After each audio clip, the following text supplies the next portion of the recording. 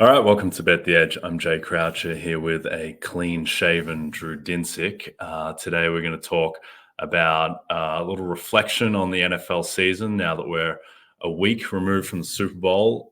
Feels a lot longer than that the Niners were fumbling punts on their own 16, but we'll go through and talk about any lessons learned from the season, and then we'll talk some tennis, the WTA Dubai and the outrights in that market with Aryna Sabalenka back and the favorite narrowly over Iga Swiatek. And then we'll talk NBA make-miss playoff markets, given that we are not watching the All-Star game right now, and I have a little interest in doing so. But let's start with the NFL, Drew. Big takeaways, betting wise, from the season for you don't want to recap Steph Curry picking my pocket again. I feel like every time I doubt Steph Curry, he specifically comes after me, beating Sabrina Ionescu in the 3-point challenge last night. I will say I was heavily against Curry in was it the 22 finals against Boston, and it was absolutely terrifying. And having him rip my heart out in Game 4, something I'll never forget. It's no fun. It's not fun. No. It's really not. I don't enjoy it. But no, there are a lot of takeaways from 2023 that I think are worth reflecting on. And I guess I want to give a kind of a renewed shout out to some, part of the process that I was a little bit, I kind of dismissive of, I guess, in years past, which was just rewatching the games, the film study, and what was gleaned from rewatching some of the most important games this season was very valuable. And this season in particular, it was valuable because there were so many replacement starts from huge quarterback changes in season that mattered. And if you weren't watching the games, if you weren't really trying to study and understand exactly who was capable of doing what, when, where, how, why, then that was an enormous hole in your handicap. And so, I have kind of a renewed enthusiasm for being able to chart myself, for being able to kind of come up with grades myself, because at this point, there's no reason not to try to do that. Player level is everything, in my opinion, in both NBA and NFL. And so if you do not know what the appropriate value of a given player is for, from the purposes of just that player's absence and that player's replacement, then you're at a huge disadvantage. I am still not expecting to change my process much, where I'm going to continue to play midweek limits. That's fundamentally where I am at the most comfort. I don't think I can beat NFL at the close, but you give me some sides in particular on Wednesday, Thursday. That's kind of the real hunting ground for me at this point. And I don't have an edge much at all, if I ever did, on totals. So I'm going to continue to pivot away from totals and towards sides. And I think ultimately,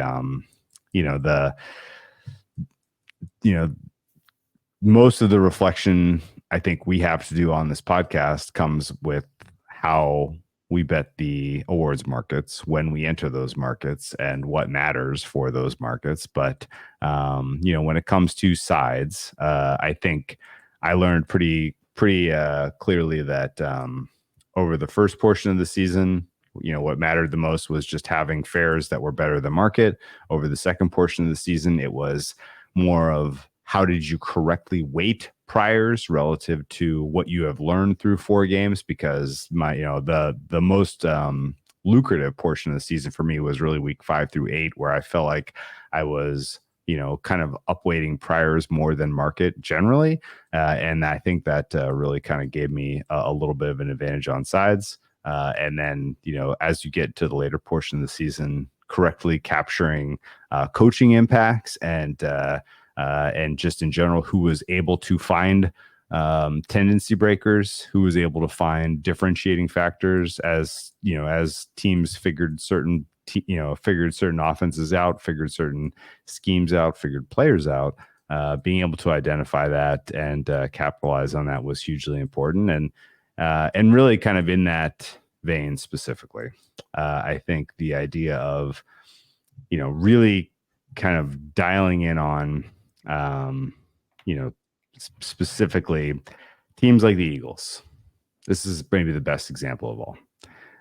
And knowing that the other shoe was going to drop and being patient and continuing to bet against them, even though they were coming up with miracle wins against the likes of the Cowboys, the Chiefs, the Bills, and finally getting that, those wins to come home was pretty hugely important. So patience is always a premium when it comes to betting the NFL.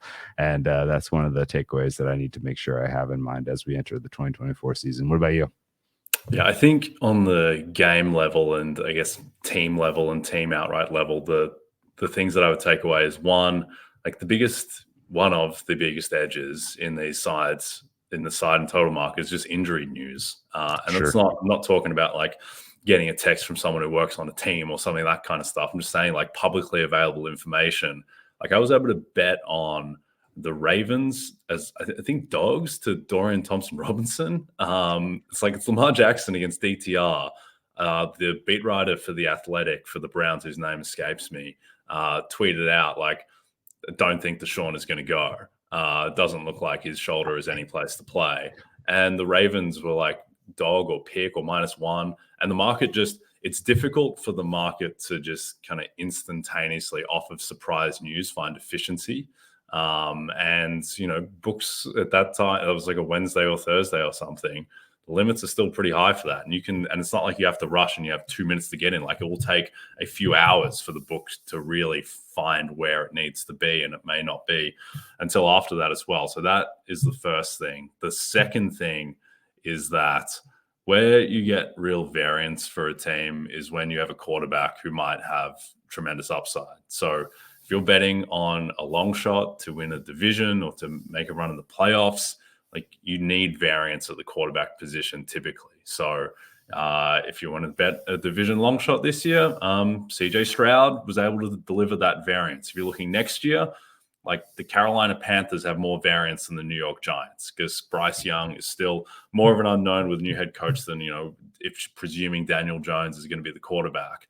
I can't imagine there is a ton of upside in that team relative to teams with more unknown, younger quarterbacks. So those were the two things. And then the other thing from the outright perspective, we talked about this a little bit on the last show, but like sometimes you get a premium in a good way betting favorites often in the NFL, in the Super Bowl market, in the conference title market at mid-season or later in the season where the market isn't projecting enough how the price will shorten based on just inertia. Like Sure. For a long time, like the Niners were like +500, +600 to win the Super Bowl when it was pretty clear that they were, a field goal better than every other team in their conference, that type of range. I know people have different opinions on Dallas and how they were rated, but if you just like added up the price of Niners to get the 1 seed, Niners likely money line prices in the 3 playoff games they're going to need to win, like it's not even clear you're getting to the +500, +600 price, let alone the other scope for them to win without the 1 seed and money lines off of that. So those would be my 3 big takeaways at the side and team level. Okay. That all checks out to me. The thing that I'm the most excited to really dive into in this off season is it is very, very challenging to divorce coaching and scheme from player when it comes to successful teams in particular. Like how much is the Chiefs' success because Pat Mahomes is generational versus he's with Andy Reid, who's calling a great scheme, and he's with Travis Kelce. Like it's tough to divorce those sometimes. And what I think was kind of unique about the 2023 season is with all of the kind of huge volume of backup quarterbacks that we saw across the NFL, you have actually a pretty decent data set, finally, a decent sample size to dig in a little bit and try to divorce, okay, well, this guy's scheme works independent of being with a generational quarterback or being with a guy like Jake Browning, right? Like I'm specifically thinking of the Bengals here, right? Like the fact that the Bengals were so effective with Jake Browning in the absence of Joe Burrow, I think tells you a lot about specifically Zach Taylor and his ability to scheme an offense. And maybe Brian Callahan, who now takes over in Tennessee. And so I think kind of teasing out a little bit, who can succeed independent of talent, and particularly kind of coming up with fair ratings for specific units, offensive lines, defensive secondaries, where you can say like, okay, well, you had a talent poor secondary going into the season that performed very well. Like, that has to be coaching. And now that coach is in a new system, or now that coach has more talent, and carrying that forward in a way that I think has value is probably going to manifest some edges as we head into the 2024 season. But overall, it was a hugely successful season for us, and particularly when it comes to picking sides. And I'm never what do you call it? I'm always feeling very, very thankful because there's always luck involved. Calls went in my favor in general over the balance of the season. Fumbles went in my favor. And I think, just specifically evaluating your performance, what plays worked, what didn't, why, is probably the most important part of an off-season process in general. And I think everybody who's listening should do that. And I think everybody who's listening who, found success betting the NFL, like, take a deep breath. You don't need to be firing on Niagara Golden Eagles against Quinnipiac, even though one of our good friends very, very, very thankfully told me that the Purple Eagles were the side this Sunday. Like you're in a part of the season where if you're betting into college basketball, if you're betting into NBA, or if you're taking on tennis, like if you're taking on golf.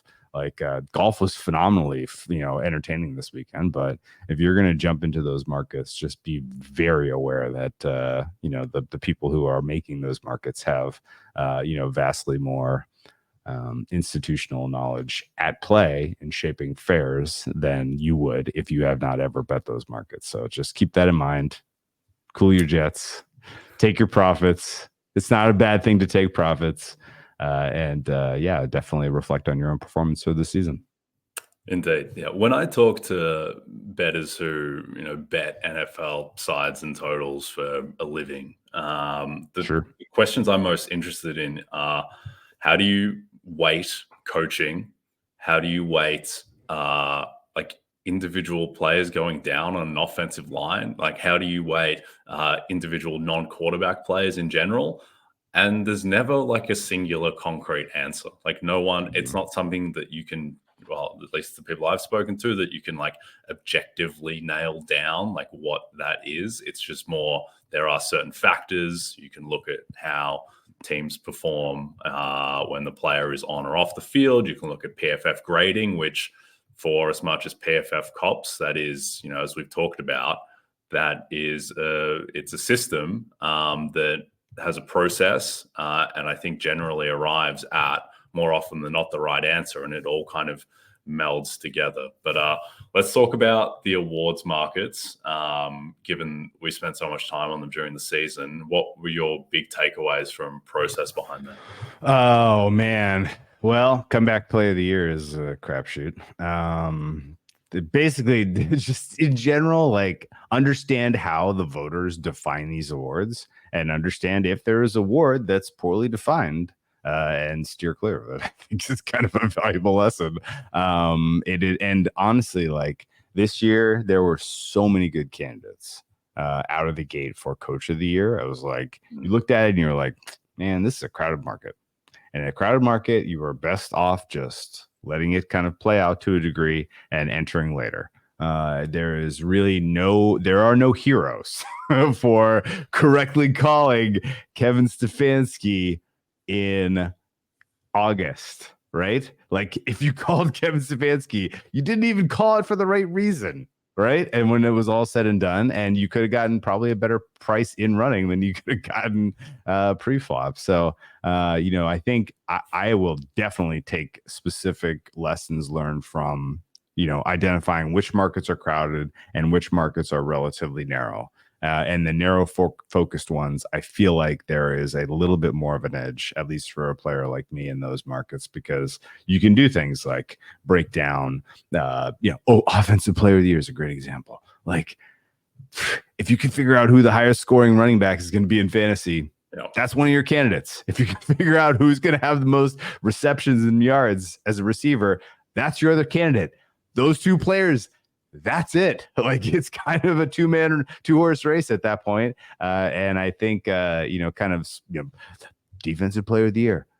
I think we enter next season with a very, very strong likelihood that it's just going to go to Parsons because he's the next guy. And Watt has his, Garrett has his. It's very tough to see, Bosa has his, like, who's, storming the castle and making their, case made as, oh no, I am the best defensive player. It's probably Parsons next. And, that I think is worth kind of keeping in mind. And, I think maybe the most valuable awards conversation we had over the entire season was a random Monday where I was literally like, Jay, can I put a line through Lamar Jackson for MVP? Because he's like the total EPA. It was just, he's like 20th.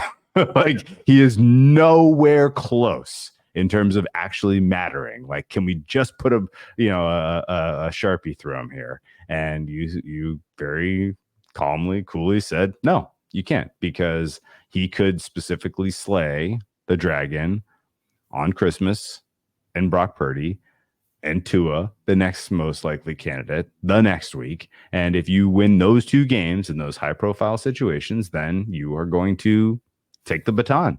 And the idea of sort of these awards being decided at the end of the season with literal head to heads, it's extremely dissatisfying. But if you can kind of just acknowledge that that's the way it goes, then you can find edges. So I think that's kind of where my head is at on those, but I'm much more interested to hear what you have to say about this. Yeah, I think with MVP, it's interesting because as you get closer to the end of the season with some of these awards, and not all of them, but some of them, you can get a pretty good ballpark fare just on projecting money lines and teams winning or losing. So, with Lamar, the thing to me with Lamar, and it's subjective in a way, but like, you have to bake into these awards who everyone wants to vote for, like who actually deep down people want to vote for. And no one wanted to vote for Brock Purdy. He was being held to an unfair bar, and he was going to have to play well and beat Lamar Jackson and play better than Christian McCaffrey in that Christmas night game to actually win MVP. And I will go to my grave thinking that he would have won MVP had he done that. But Lamar just had more pedigree. He looks better than Brock Purdy. He doesn't have the drawbacks of a superstar supporting cast, of Kyle Shanahan as his coach, as the alleged puppet master. And he just dominated all of these mid-season polls with voters and voter types, despite having no case at the time then on merit. And so I became pretty convinced that, and we, as you mentioned, we talked about this, that if Lamar if he beat San Francisco and he beat Miami back-to-back to clinch the 1 seed, and that money line parlay, I think I can't remember. I think it was like plus 350, and Lamar's MVP price was plus 650, and it just never cohered. So I think that, pricing these awards, it's one element of it is statistical, and then the other element of it is just the sound subjective read of how these human being voters are going to react to what happens and what they want to vote for. And, even coach of the year, for so much of the year, like the people that voters wanted to vote for, I think, were probably for a chunk Dan Campbell and Mike McDaniel. Like, Kyle Shanahan was just going to have a steeper hill to climb, and John Harbaugh was going to have a steeper hill to climb. People looking for a story, and those guys had really good stories. And D'Amico Ryans was in that group as well. But to me, the biggest takeaways I would have from these awards is, one, it's really hard to make your run and win an award in week 18 and to do it all in that week. And that's probably what D'Amico not winning taught me, or at least reinforced in a way. And look, I still think it was a really good bet to bet D'Amico with 10-1 going into week 18, given that he literally had the same amount of votes as Kevin Stefanski and lost on a tiebreaker that I don't think many people knew about. But all of his momentum had to come on the penultimate day of the season. And it's not so much that I think voters were like, oh no, my ballot is done, like it's Stefanski, I'm not thinking about this. It's more that you would have had like 9 days to start thinking about this after the Browns beat the Jets, and you become somewhat entrenched in Stefanski as your guy, and you need something kind of momentous to topple that and to change your position in the last week, in the last 2 days of the season. And look, 20 people did that, I think, with D'Amico, or at least 20 people voted for D'Amico first. But I think that my takeaway there is that, so Stefanski beat the Jets on Thursday night. If D'Amico's game against the Colts, if that had been 2 days later on the Saturday, I think D'Amico would have won like going away. And that's the difference. And look, he very easily could have won anyway. So that would be my first takeaway. The second one would be that when you are looking at the actual voter information out there, the votes that come out first, and this is the same in the NBA, the votes or the articles that come out first, they come from the people who give their vote the most thought. Because if you're publishing articles about what your ballot is going to be or what it is at this stage, you are giving a lot of thought to who you're going to vote for. And people who give a lot of thought to their ballots, they generally end up at what I would say is usually the most meritorious cases. In that, think back in the NBA, like the first 20 votes that came out for Sixth Man of the Year a couple of years ago, like Joe Ingles was lapping Jordan Clarkson. Because those are the people who are like digging into stats and really thinking about it more. And then the votes that came for Clarkson and were like, oh no, he's just averaging way more points per game, done, tick. And I think it's a similar thing with some of these awards where with Comeback Player of the Year, my thing with that is not that, like I projected that Hamlin would get about 150 total points, and then he'd get 20 to 25 first place votes, and he ended up at 140. So it was a little bit over, but not by much. Where my miscalculation came was that I just thought Baker Mayfield was going to fracture the vote from Flacco way more than he ended up doing. And a lot of that was because there were about 25 votes that were kind of publicly out there. And of those 25, Baker was like crushing Flacco in the 25, and he ended up getting destroyed overall. And I think a lot of that is that, the people who, in my mind, consider their vote more were like, all right, well, Flacco's played 5 games. Mayfield's played 17. Mayfield has actually played at a much higher level statistically than Flacco. It's just Flacco had all these crazy moments, and he was allowed a story, and he has the ridiculous touchdown to Jerome Ford in the Thursday night game. And I probably overweighted just the early votes that were coming out for Mayfield. Now, I still never could have projected under any circumstances that Flacco was only going to be off ballot 3 times out of 50. And I don't think I actually would have changed anything about my process with that award, but that was a takeaway for me, just remembering that, the early votes are probably going to lean more in one direction than the other. And that sometimes the louder, more obvious, perhaps kind of just surface level case, that has more of a chance to storm home than your Baker Mayfields, who, played in the NFC South and was on a 9-8 Tampa team that was never in prime time and no one really thought about. Yeah, that's all fair. It's going to take me a couple more weeks to really kind of fully process the Comeback Player of the Year thing. like what the hell, man? Joe Flacco played 5 games after coming back from not being rostered from because he sucked. Like, the idea that his kind of, that he caught the imagination of the voters to the degree where they were like, wow, yeah, that's more impressive than, this guy who died playing the game that we cover and came back and overcame the mental and physical hurdles to play football again is freaking unbelievable to me. I really I'm kind of stuck mentally on just the, how do you not recognize this? And I almost want to I don't want to make this super meta or too deep, but is there a little bit of a bias where people are they don't want to really rationalize the fact that what these players are doing is putting their lives on the line when they go out there and play? Is there a little bit of they just don't want, wait, you gotta play more than he play. Oh no. The mental and physical stuff that Hamlin overcame to get back on the football field at all is just, it's really tough for me to understand how that wasn't recognized. And I think kind of the only besides just the fact that I think there was potentially just a weird mental bias where people don't want to recognize how impressive that was, on top of the fact that the sequencing for games this year was unique, right? You had Christmas Eve and Christmas games. You had New Year's Eve and New Year's Eve games, right? Like, people were distracted. People were doing family things. People were, literally away from the game to a degree. And a Thursday night game between the Jets and the Browns, which otherwise would be nothing, seemed to carry weight this year, which I don't think is an accident. I think it was sequencing, right? And if week 17, if week 18 happen in a complete vacuum, as opposed to when all of these voters, writers, whatever, are spending time with family, doing vacations. Like, it felt like the Thursday night game, people getting caught up in that were like, oh, well, I made my decisions now. Stefanski, Flacco, like Garrett, moving on, right? Like, it's absolutely absurd that a Thursday night game on December 28th could mean more because it happened on December 28th, when everything else on December 31st was somewhat ignored because it happened to be New Year's Eve.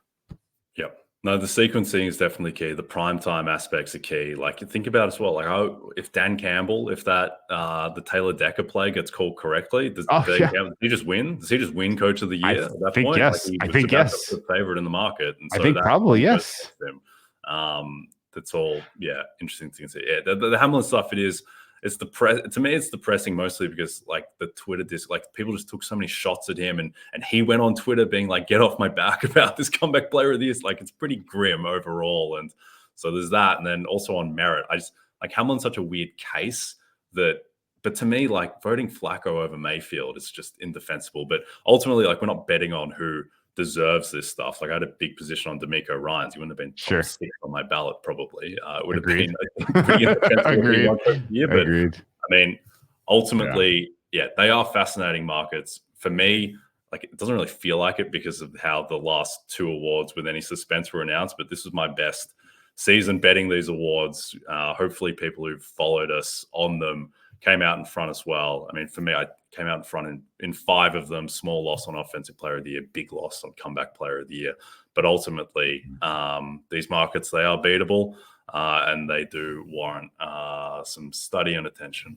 So before we get to WTA Dubai, spring training is here. So for those looking to get ahead on the upcoming MLB season, grab your Roto-World Baseball Draft Guide. It's loaded with comprehensive positional rankings, projections, and player profiles to ensure your draft is a success. Visit NBCSports.com/draft guide and use code baseball24 to get 10% off at checkout. All right. From Damar Hamlin to Aryna Sabalenka, what do you make of the outright prices here? Absurd. Okay. Absurd. What in the world? Okay. Why is Goff favored over Rybakina? Goff is literally like lost the plot. Like, I mean, Rybakina, like, okay, let's take a giant step backward. We're in a weird time of the tennis calendar where some players have been playing a lot. Rybakina is kind of the top of that list. Some players have not played at all, and Sabalenka is your example there. Some players have been playing well, but not as often. That's your Iga. Some players have been playing poorly, like Coco. And so how you kind of mishmash that all is very, very tricky. This is a very, very difficult handicap here, but Iga not being the favorite for Dubai is very, very tough for me to rationalize. Sabalenka, last time we saw her play, she won the Australian Open. She won the Australian Open without really being tested, frankly. Like, she did not face any kind of real deal, tough metal on her way to that title. Her toughest competition was Coco Gauff, who was not playing well and did not play well in that match. And so it's surprising to me that she's being given all of this leeway, all of this runway here when we have not seen her play. If you're wondering, hey, I thought she was going to play in Doha. That was a surprise scratch. Yes, it was a surprise scratch. She scratched because she got veneers on her teeth. I'm not joking. She went to the dentist and got veneers, and that was more important than playing in Doha. She is now coming off of her second slam title. If she shows up and just goes scorched earth, okay, fine. But she's going to be playing players who have had a lot more match tested, kind of competition recently. And I will be very, very surprised if she comes through and blows this field away. I think she is a very clear bet against in this market. I do not think she should be a favorite. I think Iga should be, clearly the favorite, but not much more than her current price. So Iga's like in the plus 240 ballpark. I make her more like plus 175. So it's not a huge edge. And I think ultimately the points here are Sabalenka could crash out for just match fitness problems at any point in time. Iga could beat her head to head in a final for sure. Coco is not in any way, shape, or form worthy of the third favorite in this market, in my opinion. And Rybakina would be clearly the second choice for me behind Iga, except that she has played a lot of tennis and she is wearing the fatigue very clearly. I'm not sure if you got to see the final in Doha. It was very, very, very high quality tennis. Yep. Iga versus Rybakina was chef's kiss, awesome women's tennis. And Rybakina was cleaning the court with Iga in the first 5 games of that one. Ultimately, she got a boo-boo. She was bleeding. She had called for an MTO. The MTO took a long time. And in that time, Iga got a chance to talk to her coach, talk about the tactics, and I think largely like fixed exactly what she was doing wrong, which was playing like precision, first strike, type of tennis, and was like, hey, like play some higher probability shots. Don't be afraid of rallies. Like make Rybakina try to make the mistake here. And with a little bit of wind and a little bit of tough elements, that was the absolute difference. Like there was no doubt about it. Like coming out of that MTO, it was 4-1 Rybakina, and Iga like basically had it from there. And she wobbled a little bit at the end of the first set, wins in the tiebreak. It was a really impressive tiebreak. The quality of points was just superlative. And if you're telling me that Dubai is not going to be a repeat of Iga Rybakina, I'll be sincerely surprised. I guess Rybakina, crashing out because of being, a little bit fatigued is not crazy. But what you saw in terms of the level of play from those two players at this point in time is very, very tough for Sabalenka to match. And Sabalenka may find some success in Indian Wells or Miami. I would lean more Miami because that seems to be more her kind of cup of tea in terms of conditions. She obviously won Indian Wells last year impressively, but I think ultimately like this is a very clear opportunity for Iga to take home another title. She's playing very confidently right now. She's her game looks extremely tight and impressive. So yeah, you want to bet for WTA Dubai, I think you play Iga and you kind of reevaluate when you get to the final. If this is an Iga Sabalenka final when the dust settles, then I would make Iga something in the ballpark of minus 185 by my numbers right now. And so getting her at a plus money price to ship makes the most sense to me. Okay. One question before we move on to NBA. How has this kind of swing impacted how you view the US Open outright pricing, particularly how you would order Sabalenka, Swiatek, Goff, Rybakina, and also like, is Osaka going to get perhaps in that mix? Because she seems like the dark horse. I almost think that Goff might be 5th out of that group at this point. Yeah, that's where my head is at. Yeah. I will say this though, that this time last year, we might even recorded it. We could probably find hey, remember when we said this? Goff was a mess in the spring of 2022, 2023. She was like, she lost the plot. Like, I think it was Jimmy Butler showed up and watched her match in Miami. And it was like, It like is like, oh man, Jimmy Butler's coming to watch Coco Gauff. Like, Jimmy Butler loves like, tennis. he loves tennis. He loves it. He loves the Miami Open. But like I remember watching that match and being like, man, Gauff, like what happened? She had so much promise. She was gonna be the next big thing for American tennis. What is going on? And she was a disaster on the clay swing. She was a joke at Wimbledon. And then she came into the US hard court swing and was just like all business. And it was very, very cool to see.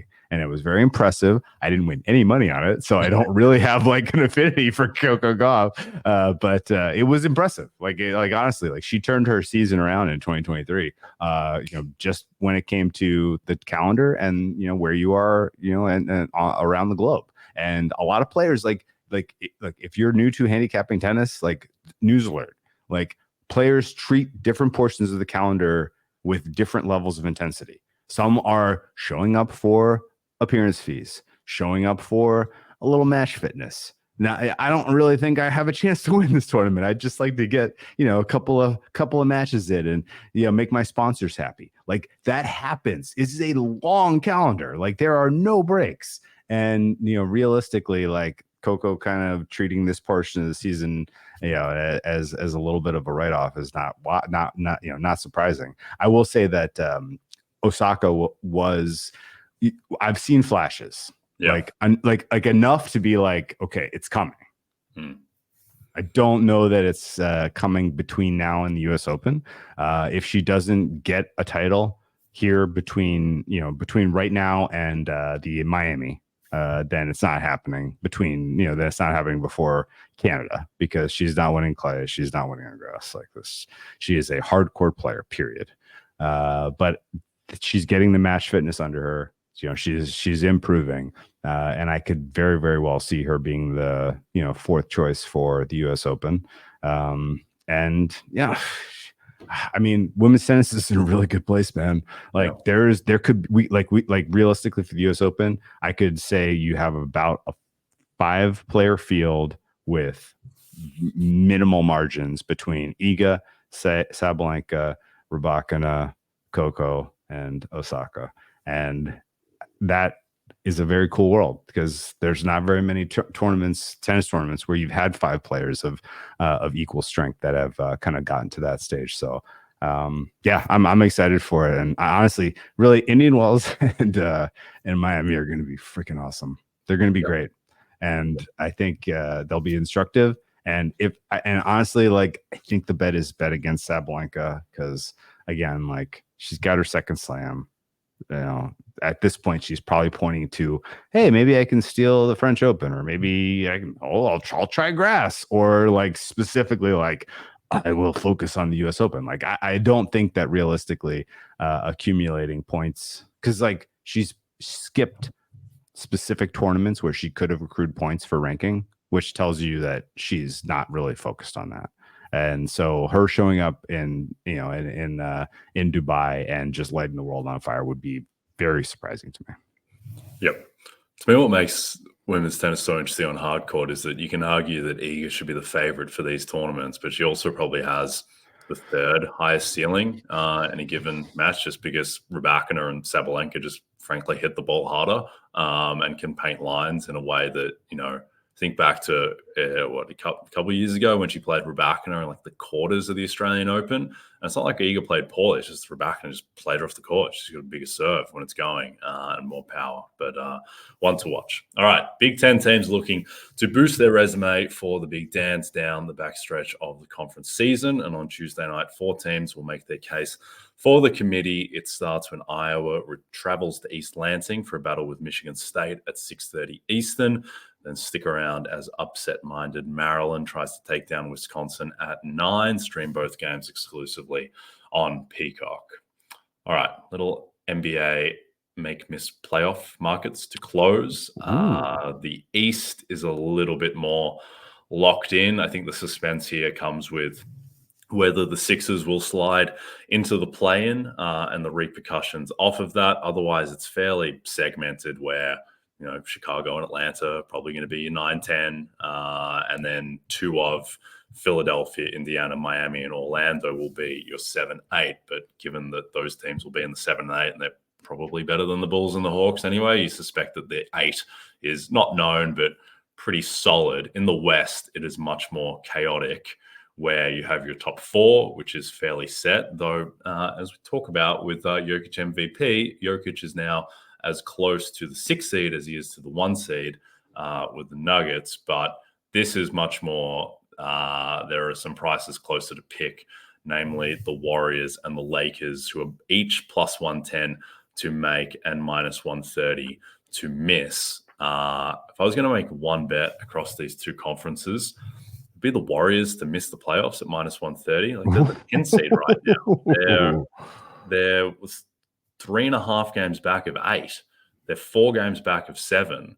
Like, I think they're unlikely to climb into the top half of the play-in. All the teams above them are solid as well. And it's not like the Warriors, they've gone on a bit of a run. It's not like I don't think they're totally fixed and the finals bound juggernaut again. Like, they had to bench Klay Thompson. The market doesn't really respect them game to game. I was surprised that the Warriors weren't shorter to miss. Not like, I think that they may well be better than the Kings and maybe even the Pelicans, but they're a long way back, and the kind of structure of the play-in would suggest that they're probably going to have to win back-to-back games on the road, I would think. But what's your read on the Warriors and on these markets generally? Well, as we come full circle on this podcast, I'm not betting against Steph Curry. I'm not betting against. Yeah, the minute I put my money against Steph Curry is the minute that they go nuclear, win 10 in a row, Jay. So no, I mean that. I guess how you price the Warriors right now has to be divorced from what you've gotten from them this season, because so much of the season they've played without Draymond Green. And if you are kind of being truthful and understanding of who Klay Thompson is at this point in his career, I think you probably have a reasonable fare on the Warriors, because Steph is still Steph. He is still top 10 offensive player in the league, clearly, in terms of rating, and the kind of up and coming, guys that the reinforcements, Kuminga and Pods particularly, combined with just in general the uniqueness of Draymond Green's defensive additions, I think is enough to think that the Warriors can find a way in. But the price is implying that it's happening surely, and I don't know that I feel that way. If I was going to take one swing in this market, I don't mind swinging with the Hawks, as uninspiring as the Hawks are. Plus 340, yes, is a little. It's off It's off my numbers at least, and it's because just in general, 9-10 matchup, and then winner against the 7-8 matchup. I would have the Hawks as meaningful favorites over the Bulls in the 9-10. And at that point, you just got to beat whoever loses the 7-8. And it could be a team that's dealing with some meaningful injuries. And if you just have to get hot one game and you have an offensive engine that is fired up by Trae Young, you can get it done. And so plus 340 is kind of intriguing to me for Hawks to sneak their way in as the 8th seed. I think everything else in that market is priced pretty reasonably. But God, man, you're really going against the Warriors for real? I think so. Yeah, I don't think they're that good. I will say, though, even with that, they do have an easy schedule, like I said, and also I think, touch wood, because this would be calamitous if it went down, but I think Rudy Gobert is going to win Defensive Player of the Year if he plays another 11 games. Still think Draymond Green might be the best defensive player in basketball. I agree. I agree. Yeah. And Chris Paul coming back, I think, will help, just because it's just less random dudes like Guy Santos, Lester Quinones, these guys. Chris Paul coming back in, even though he's obviously not what he was, he's still a good, beneficial player. But it's a lot of ground to make up. There's not that much there's not that many games left. The last thing I'll say on this is my, I think, biggest opinion in the West, and where teams are seeded and how they're ranked and how they're priced, is I don't understand why the Mavericks are dogs to the Pelicans to win that division. And that kind of ripples into the make-miss playoff market where the Mavs are one game behind the Pelicans. They have a materially easier schedule than the Pelicans. They are likely to hold the tiebreak, which they tied the series 2-2, but the Mavs are up on division record. And with Luka and Kyrie healthy, like I think this team is just really good. And the thing that goes under the radar with them is that like Derek Lively is just good. He's come in, he's good straight away. Gafford is useful. Dante Exum, when he's healthy, has actually been really good. And he's kind of a perfect complement next to Kyrie and Luka because of how he can guard, how he can move the ball. He makes a lot more sense next to those two guys than Tim Hardaway does. And Hardaway has kind of receded as the season has gone on with those guys healthy. Like we've talked about in the sixth man of the year market. My concern there would be, well, I'm not sure it's a concern. I'm not sure that PJ Washington's that good, and he was the big pickup, but Grant Williams wasn't giving them much. They had a lot of dead wood that was playing, and it kind of gets it gets mitigated a bit just by having kind of healthier, competent bodies. And with the level that Luka is playing at right now, I mean, like, personally, I would have Luka top 3 for MVP. I think the odds correctly kind of reflect where he's at more or less. But at the level that he's playing at, with the depth, with how this team fits, it's kind of a team that it's not perfect, but it kind of reminds me of the Harden Rockets, the good iterations of that team where, yeah, if you put Dante Exum and Derek Lively and DJJ on other teams that weren't just heliocentric, where they didn't have as clearly defined roles of just kind of, defend, stand in the corner, roll to the hoop, that they become better by playing with Luka and Kyrie to a lesser extent. But I'm higher on the Mavs, I think, than market, and lower on the Pelicans. Okay. I don't have a strong opinion. I bet a lot of Pelicans this year because my numbers were saying do it. But I mean, statistically, they look great. I just watched them play. Yeah. Is it they're a little bit of a cold fish, surely. Yeah. And your points about the Mavericks are all spot on. Dante Exum right now grades as their 4th best player. Daniel Gafford grades as their 5th best player. So Exum's hurt at the moment, but I think he should be back. Yeah, like it just saying though, like I don't know that we really know how to correctly rate their closing 5, which is intriguing. Like if we're at this point, if we're at this point of the season and you're not exactly sure what the ceiling is for the closing 5, like that's a team to swing away on. Honestly, I would say that Dallas cleanly getting in, I have taken no exception to.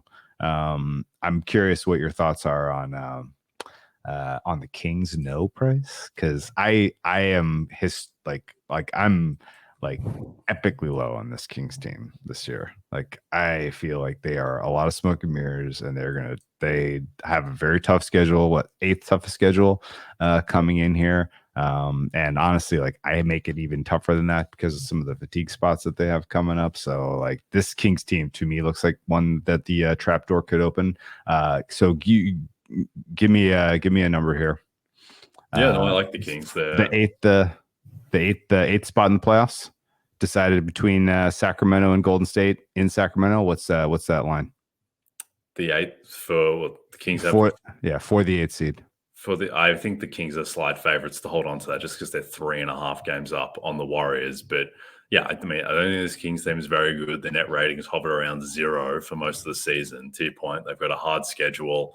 They didn't add any reinforcements at the deadline, and they're just such a blah team at the moment. So, yeah, I think that they would probably project going forward as being worse than both the Lakers and the Warriors. They have a harder schedule than both. Golden State have a really easy schedule, which is that is a reason why they are minus 130 in the market. I still think that that's a little bit generous to them. But no, I could certainly see the Kings missing the playoffs, and that's plus 220.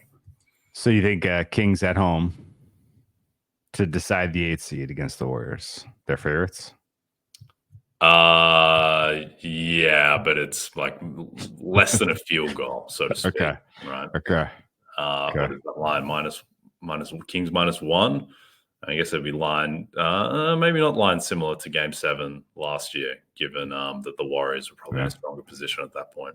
Probably not going to get a swing out under 240. No, No, no, no.